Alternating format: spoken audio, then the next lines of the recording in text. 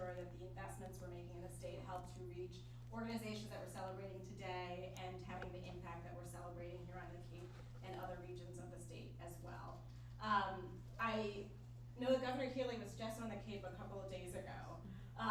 When we think about opportunities to lift up our workforce, we know that the special sauce, what makes it great, all happens at the local and regional level. And that's in every region of the state. And so I do want to acknowledge our partnerships that are spread across the state through our grantees that are here, but I do also want to give a nod to our Mass Hire Regional Workforce Board partners, Ed and Peter here. I know Kara, I'm sure would love to be here from the Cape and Islands as well. And we're just really thrilled that through this kind of partnership and continued collaboration,